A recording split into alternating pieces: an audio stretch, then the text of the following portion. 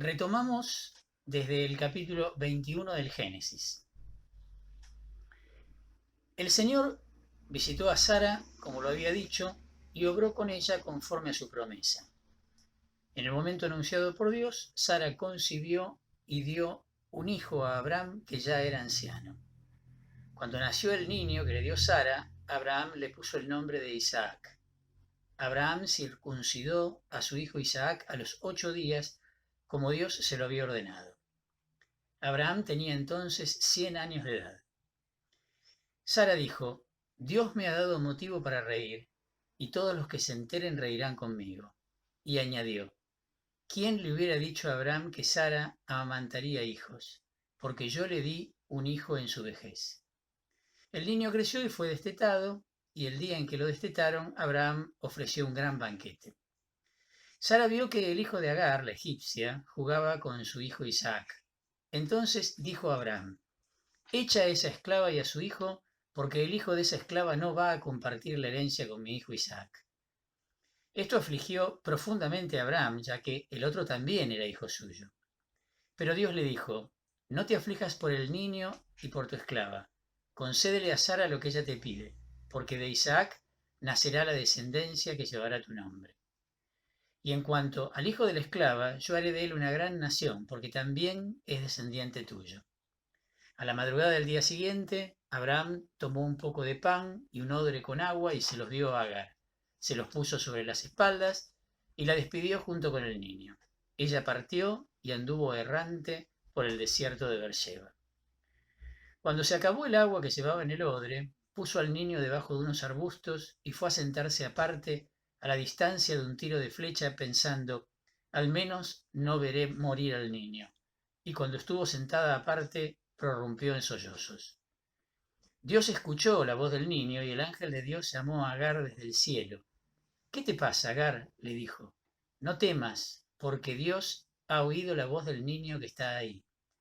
Levántate, alza al niño y estréchalo bien en tus brazos, porque yo haré de él una gran nación. Enseguida Dios le abrió los ojos y ella divisó un pozo de agua. Fue entonces a llenar el odre con agua y dio de beber al niño. Dios acompañaba al niño y éste fue creciendo. Su morada era el desierto y se convirtió en un arquero experimentado. Vivió en el desierto de Parán y su madre lo casó con una mujer egipcia. Estos primeros 21 versículos del capítulo 21, en los primeros 7 versículos, es una fusión de la tradición sacerdotal que a su vez es la continuación de lo que la tradición sacerdotal había iniciado en el capítulo 17 y de la tradición yavista, que a su vez representa la continuación de lo que había iniciado en el capítulo 18 del versículo 1 al 15. ¿Se acuerdan cuando Abraham se encuentra con estos 3 personajes que los recibe como huéspedes? Bueno, estamos ahí, estamos en la continuación tanto sacerdotal como yavista de estos 2 relatos. La división exacta de los versículos no es segura. Ahora vamos a decir algo cuando nos metamos en el análisis. Y además, otra cosa que tenemos que tener en cuenta: es muy probable que las 3 tradiciones, que también la eloísta, hayan tenido recuerdo de este relato. Todo daría a entender que el de la tradición eloísta ha quedado de lado o ha quedado perdido. Aparentemente no está. Mientras la promesa había sido descrita varias veces y en extensos pasajes, probablemente con el fin de aumentar la tensión de lo que venía, el cumplimiento ahora es presentado de una manera recontra concisa, sobria.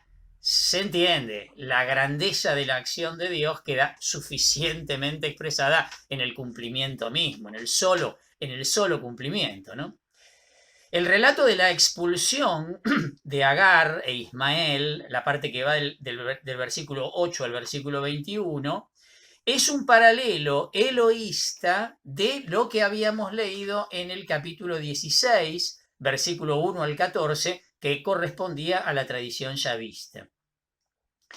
En cuanto a la edad de Ismael, en el capítulo 17, versículo 25, habíamos leído lo siguiente: Cuando fueron circuncidados, Abraham tenía 99 años y su hijo Ismael 13, siendo que nuestro versículo 5 dice que Abraham tenía 100 años, tenemos que deducir que Ismael tendría entonces 14 años, lo que choca con lo que se relata en los versículos 14 y 17. Acá hay una evidente contradicción.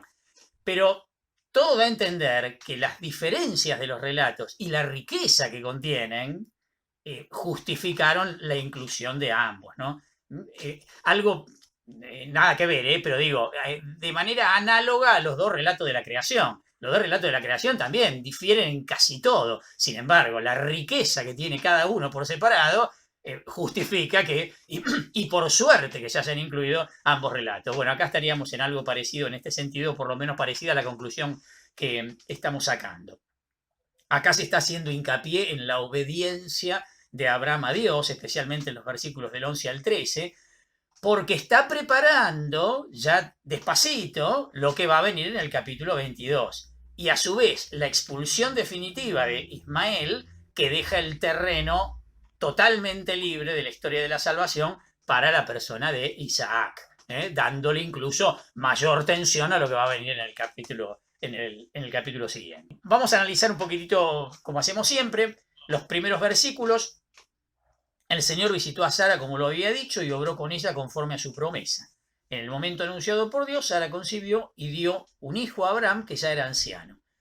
Cuando nació el niño que le dio Sara, Abraham le puso el nombre de Isaac. Abraham circuncidó a su hijo Isaac a los 8 días, como Dios se lo había ordenado. Abraham tenía entonces 100 años de edad. Sara dijo: Dios me ha dado motivo para reír y todos los que se enteren reirán conmigo. Y añadió: ¿quién le hubiera dicho a Abraham que Sara amamantaría hijos? Porque yo le di un hijo en su vejez. En 1.7, entonces, como dijimos, se subraya la conexión entre promesa y cumplimiento, especialmente en los dos primeros versículos.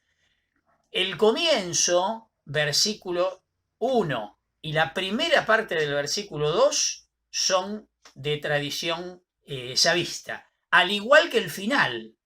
La segunda parte del versículo 6 y el versículo 7 también. O sea, empieza y termina el yavista y en el medio hay una inserción sacerdotal, que queda clarísima el interés por la cronología, la mención de la circuncisión. Bueno, claramente pertenece a la tradición sacerdotal todo lo que está en el medio. Respecto del nombre de Isaac, ya habíamos visto otras dos explicaciones de su nombre. Una la habíamos visto en el capítulo 17 de tradición sacerdotal. ¿Se acuerdan cuando en el versículo 17, a su vez, del mismo capítulo, dice: Abraham cayó con el rostro en tierra y se sonrió pensando, se puede tener un hijo a los 100 años y Sara a los 90 podrá dar a luz? Y por otro lado tenemos el otro texto del capítulo 18 de tradición yavista, entre el versículo 12 y 15, donde aparece lo mismo. Por eso ella rió en su interior, cuando los personajes le dicen que Sara va, cuando vuelvan al año siguiente, Sara va a haber concebido un hijo, y Sara se ríe porque dice, ¿cómo? Bueno, la misma idea. El nombre Yishak es probablemente una forma abreviada de Yishael, es decir, sonríe a Dios. Sería sonríe a Dios sobre el Hijo. Fíjense que en la primera parte del versículo 6 el nombre está relacionado a la risa alegre de Sara frente al acontecimiento de la maternidad, ¿no? Pero en la segunda parte del mismo versículo está relacionado con la alegría de los que se enteran. Vieron que dice los que reirán conmigo. O bien, también se podría entender en un tono de burla, los que se rían de mí. Podría ser de los dos motivos, los que se alegren conmigo o los que se rían de mí. Las dos traducciones funcionarían. Versículo 8, el niño creció y fue destetado, y el día que lo destetaron, Abraham ofreció un gran banquete. Bueno, sí, responde a las costumbres de la época. El destete del niño se hacía aproximadamente a los 3 años de edad y era una ocasión de fiesta. Continúo, del 9 al 13. Sara vio que el hijo de Agar, la egipcia, jugaba con su hijo Isaac. Entonces dijo a Abraham: echa a esa esclava y a su hijo, porque el hijo de esa esclava no va a compartir la herencia con mi hijo Isaac. Esto afligió profundamente a Abraham, ya que el otro también era hijo suyo. Pero Dios le dijo: no te aflijas por el niño y por tu esclava. Concédele a Sara lo que ella te pide, porque de Isaac nacerá la descendencia que llevará tu nombre. Y en cuanto al hijo de la esclava, yo haré de él una gran nación, porque también es descendiente tuyo. Ismael no es mencionado por su nombre en todo el relato. Siempre que aparece es el hijo de la esclava, lo cual recalca su posición inferior en el plan de Dios con respecto a Isaac, ¿no? La alusión a que jugaba, en hebreo Meshaek, con Isaac, es otro juego de palabras con su nombre. Una curiosidad: posteriormente la tradición rabínica interpretó mal el sentido de esta expresión, y en esa tradición es donde se funda Pablo para hablar de la persecución de Isaac por Ismael. En la carta a los Gálatas, capítulo 4, versículo 29, miren lo que dice Pablo: nosotros, hermanos, somos como Isaac, hijos de la promesa. Y así como entonces el hijo nacido según la carne perseguía al hijo nacido por obra del Espíritu, así también sucede ahora. Pero dice la Escritura: echa a la esclava y a su hijo, porque el hijo de la esclava no va a compartir la herencia con el hijo de la mujer libre. Está citando nuestro texto, ¿eh? Por lo tanto, hermanos, no somos hijos de una esclava, sino de una mujer libre. Evidentemente, Pablo tomó esta expresión de la tradición rabínica, que interpretó esto en vez de jugar por perseguir, que también se puede entender, ¿no? Un hermano mayor que persigue al menor jugando, pero bueno, se interpretó de esta manera, y esta es la razón por la cual Pablo termina concluyendo esto para dar este mensaje en la carta a los Gálatas. La ley antigua prohibía ordinariamente la expulsión de una esclava y su hijo, y tanto acá como en el capítulo 16 no se da ningún tipo de justificación. Por eso se entiende la duda de Abraham. Para subsanar esto, miren lo que está haciendo la tradición eloísta en los versículos 12 y 13. Presenta ni más ni menos que una justificación divina. Quien lo calma a Abraham diciendo: dale bolilla a lo que está pidiendo Sara, el que le da permiso es Dios mismo para realizar esta acción, ¿no? Versículo 14 al 18. A la madrugada del día siguiente, Abraham tomó un poco de pan y un odre con agua y se los dio a Agar, se los puso sobre las espaldas y la despidió junto con el niño. Ella partió y anduvo errante por el desierto de Beerseba. Cuando se acabó el agua que llevaba en el odre, puso al niño debajo de unos arbustos y fue a sentarse aparte, a la distancia de un tiro de flecha, pensando: al menos no veré morir al niño. Y cuando estuvo sentada aparte, prorrumpió en sollozos. Dios escuchó la voz del niño, y el ángel de Dios llamó a Agar desde el cielo. ¿Qué te pasa, Agar?, le dijo. No temas, porque Dios ha oído la voz del niño que está ahí. Levántate, alza al niño y estréchalo bien en tus brazos, porque yo haré de él una gran nación. El desierto de Beerseba coincide en general con el relato del capítulo 16. Vamos a ir indicando un montón de coincidencias con el relato del capítulo 16. Dios escuchó, vieron en nuestro versículo 17 que dice Dios escuchó, es un juego de palabras con el nombre del niño. En el capítulo 16, versículo 11, habíamos leído: y el ángel del Señor le siguió diciendo: tú has concebido y darás a luz un hijo, al que llamarás Ismael, porque el Señor ha escuchado tu aflicción. El nombre de Ismael había ya sido asociado al tema de el Dios que escucha. También, al igual que en el capítulo 16, para evitar el antropomorfismo, la tradición eloísta, como ya nos tiene acostumbrados, dice que el ángel de Yahvé es el que habla con Agar. Y en el versículo 18 hay una suerte como de germen de universalismo, como queriendo indicar que la historia de la salvación afecta también a otros, aunque indirectamente, por supuesto, ¿no? No va a ser lo mismo que el rol que va a tener Isaac en esa misma historia.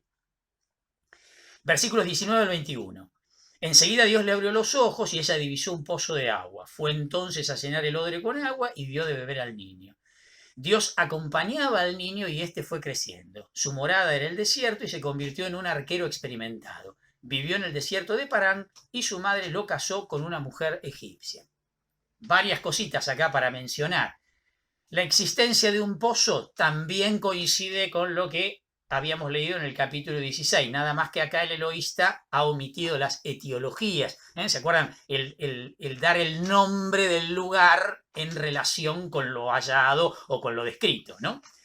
El lugar donde vive Ismael, el desierto de Parán, que sería ubicado en nuestro mapa entre Egipto y Edom, estamos hablando de la zona meridional de Palestina, más el modo de vida, un arquero nómada, y sus conexiones raciales, su mujer, su madre, su condición de egipcio incluso, dejan perfectamente claro que había sido excluido del plan de Dios, por todo concepto, ¿sí? Esta exclusión del hijo amado de Abraham, por un lado, centra la atención en Isaac y por el otro va a aumentar todavía más la tensión del capítulo 22. Continuamos ahora entonces con el capítulo 21 leyendo los versículos que nos quedan, del 22 al 34. Por aquel tiempo, Abimelech, que iba acompañado de Picol, el jefe de su ejército, dijo a Abraham: Dios está contigo en todo lo que haces. Júrame por Dios aquí mismo que nunca te vas a comportar falsamente conmigo o con mi estirpe o mi posteridad, y que nos vas a dar a mí y al país donde resides las mismas pruebas de lealtad que yo te he dado. Abraham respondió: lo juro. Pero Abraham presentó una queja a Abimelech a causa de un pozo que los servidores de Abimelech habían tomado por la fuerza. Este replicó: no tengo idea de quién pudo haber hecho esto. Tú no me lo hiciste saber y hasta ahora yo no me había enterado de nada. Entonces Abraham regaló a Abimelech unas ovejas y unas vacas y los dos hicieron una alianza. Y como Abraham puso aparte 7 corderas del rebaño, Abimelech le preguntó: ¿qué significan esas 7 corderas que pusiste aparte? Significan, respondió Abraham, que tú me vas a aceptar estas 7 corderas como una prueba de que el pozo lo he cavado yo. Y aquel lugar se lo llamó Beersheba, que significa pozo del juramento, porque allí los dos prestaron un juramento. Después de concluida la alianza, Abimelech partió junto con Picol, el jefe de su ejército, y regresó al país de los filisteos. Abraham, por su parte, plantó un tamarisco en Beersheba e invocó el nombre del Señor Dios, el Eterno. Él permaneció largo tiempo en el país de los filisteos. La tradición eloísta acá evidentemente fusionó 2 relatos originalmente independientes que estaban explicando el origen del nombre de Beersheba. Uno de esos relatos es lo que corresponde a los versículos 22 al 24, el versículo 27 y el 31, que relaciona el nombre de Beersheba con un juramento hecho entre Abraham y Abimelech. El otro corresponde a los versículos que restan, o sea, versículos 25 al 26, del 28 al 30 y el versículo 32, que relaciona el nombre de Beersheba con los 7 corderos que entregó Abraham a Abimelech. El nacimiento de Isaac había subrayado el cumplimiento de la promesa de un heredero, o sea, el cumplimiento de la parte de la descendencia, podríamos decir. Este relato está indicando el cumplimiento, al menos inicial, de la promesa de la tierra. ¿Se acuerdan que siempre decimos la promesa hecha a Abraham incluía una descendencia numerosa y una tierra donde habitar? Bueno, ahora estaríamos en el tema de la tierra. Acá, una antigua tradición terminó proporcionándole al eloísta el material para la teología, para lo que quiere comunicar. Vamos a la primera parte. Por aquel tiempo, Abimelech, que había ido con Picol, viene el tema del juramento. Jurame que vos te vas a comportar como yo me comporté con vos, etcétera, etcétera. ¿Qué tenemos acá? La iniciativa viene de Abimelech, está tomada por Abimelech. Y se entiende cuál es el contexto de esto. El contexto lo tenemos en el capítulo 20. ¿Se acuerdan cuando Abraham decía de Sara es mi hermana y Abimelech que estuvo a punto de cometer un delito, tomándola por esposa, etcétera, etcétera? Recuerden, habíamos leído ya 2 relatos paralelos de estos. Uno lo habíamos leído en el capítulo 12, que era de tradición yavista, pero el que guarda relación con esto que estamos diciendo acá es el del capítulo 20, que era de tradición eloísta. Y que tenía como protagonista justamente a Abimelech. Evidentemente que este es el contexto. El rey pagano está reconociendo el origen divino del éxito material que está teniendo Abraham y por lógica desea establecer una alianza con él. La tradición yavista tomó este hecho como una confirmación por parte del mundo pagano de la situación privilegiada que tiene Abraham y que por lo tanto, por elevación, será un tiro a la situación privilegiada que tendrá Israel. ¿Sí? Picol está mencionado acá y también va a volver a aparecer en el capítulo 26, podría ser un hurrita, no interesa demasiado. Versículos 25-26 dice, pero Abraham presentó una queja a Abimelech a causa de un pozo que los servidores de Abimelech habían tomado por la fuerza. Este replicó, no tengo idea de quién pudo haber hecho esto. Tú no me lo hiciste saber y hasta ahora yo no me había enterado de nada. En la disputa sobre el pozo, ahora el que toma la iniciativa es Abraham. El tono de la conversación no es tan elevado como el anterior. Estamos acá ante un incidente común que ha dado origen a un montón de disputas semejantes. Recuerden cuando habíamos visto en el capítulo 13 la disputa que se arma entre Lot y Abraham, que habíamos dicho que seguramente era por el tema del agua. Bueno, estamos en lo mismo. Y vamos a ver que esto se va a volver a repetir en las historias patriarcales en más de una oportunidad. Versículo 27. Entonces Abraham regaló a Abimelech unas ovejas y unas vacas y los dos hicieron una alianza, dice. ¿Ven? Esta sería la conclusión del primer incidente, donde no se especifica el número de animales entregados por Abraham. El autor acá no le parece un dato importante. Digo esto por lo que viene ahora. Miren, versículo 28 al 30.